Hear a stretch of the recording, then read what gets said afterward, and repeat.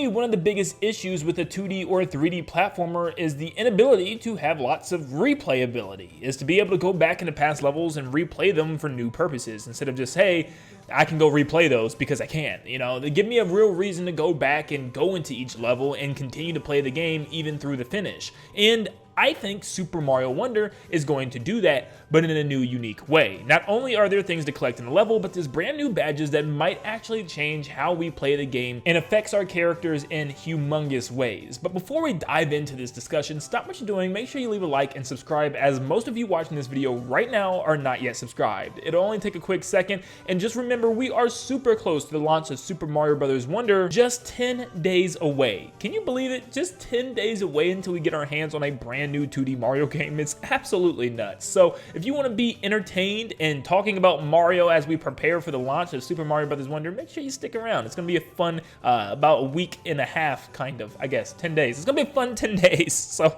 let's dive into the video. But as I got my hands on the demo, I got to really take in what it's like to go through these levels and collect everything. So at the end of the day, each level has about 2 to 3 purple tin coins, which you can find. And yes, they are a main collectible, as they'll show them on the home screen, and you can see them at the top part of the screen, how many you've collected out of the 3.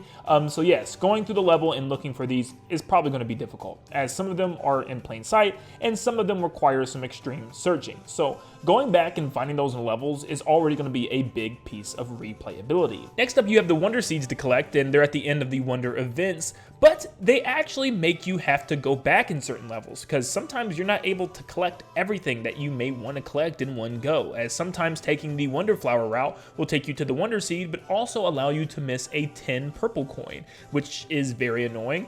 But for me, I actually really enjoy stuff like this. Now it makes me want to go back through the level again and see a completely second part of the level that I didn't see before, in order to collect that coin this time around instead of the Wonder Seed. So yeah, you can keep playing through levels multiple times in order to collect everything, which is a lot of fun, which is going to take at least 2 playthroughs of certain stages, which is great replayability. But look, that's pretty cool and all. That's pretty normal replayability for most games, but this right here, this is where it gets juicy. Now, yes, we knew that these badges existed, and I just think we kind of downplayed some of these, because, man, could they add some incredible replayability. We just got a new video from Nintendo Life that showcased the new Dash badge, which allows you to dash no matter what you push, no matter what you hold. If you push forward at all, you will dash. Even if you try to crouch it out, you'll still move very fast. So yeah, this is the speedrunner's badge for sure, and just let me tell you how absolutely amazing going through all the levels again,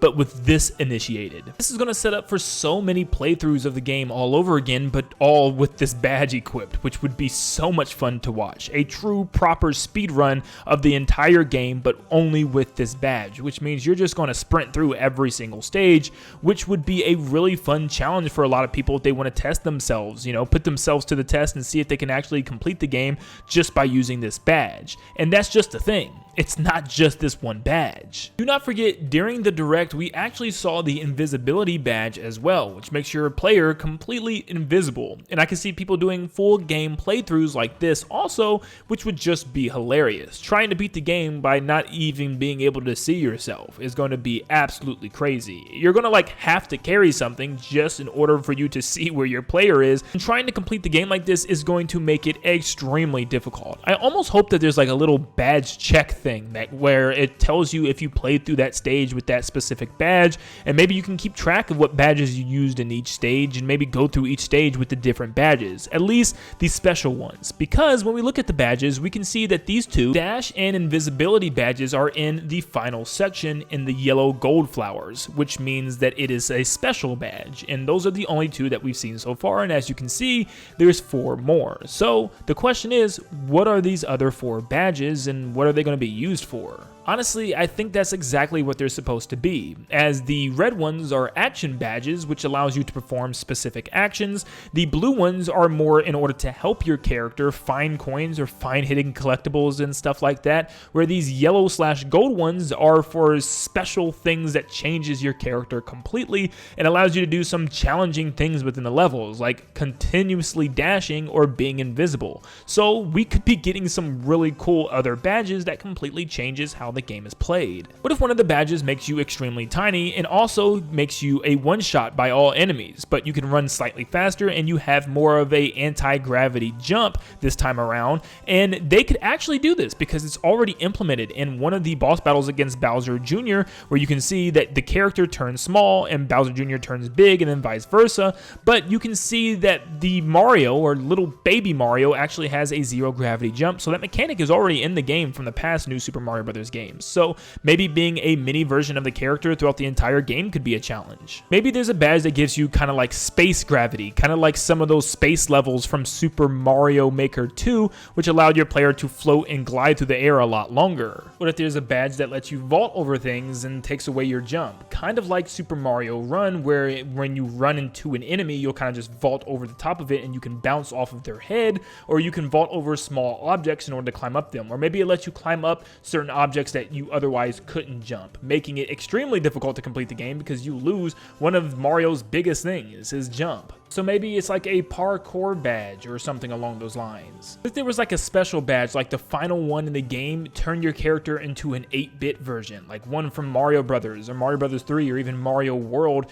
that changed the way their sprite looked and they kind of acted and worked like their original classic versions. For instance, you might not be able to wall jump or do certain things. It's very basic, so you can't wall jump or anything like that. You can't do ground pounds and specific moves. It's like Mario Brothers 1 style, where all you can do is run, jump, and duck. You can still pick up like maybe Fire Flower, but besides that, that's about it. Making the game kind of basic, but at the same time giving a really cool new mechanic that you can go throughout the entire game with playing. I could see that being like the final badge, like a secret reward, you know, because I heard apparently from the developers that the final badge is extremely difficult to get, so maybe that's what it will do. There could be a wing cap badge, which allows you to fly throughout the stage instead of just gliding with the one badge that we have with the hats where we glide down from the air. This time you can actually fly. You can go down, fly back up in the air, and maybe control it better. I know a lot of the stages have open sky, so you could probably just fly above the entire level. Some don't. Some are underground or inside structures, which would make that a lot more difficult. But I would love some type of like wing cap badge just keeping us flying the whole time and we can't even run on the ground. Seriously, we could sit here and talk about different types of badges all day long. I mean, we could even talk about game-specific badges giving you a specific ability from a past Mario game, or maybe even badges that kind of incorporate more movement, like rollerblading and stuff like the Koopa Troopas have with the rollerblading Koopa Troopas in this game. But if you want to see more badge ideas, check out SwitchStop's latest video. They made a really good video talking about all the different badges that they could actually add, which is really cool. And I might make a separate video talking about badges they could add from past Mario games, which would be really cool. But thank you so much for tuning in. Make sure you leave a like and subscribe before you head out. And like always, I'll see you all on the next one. See you guys.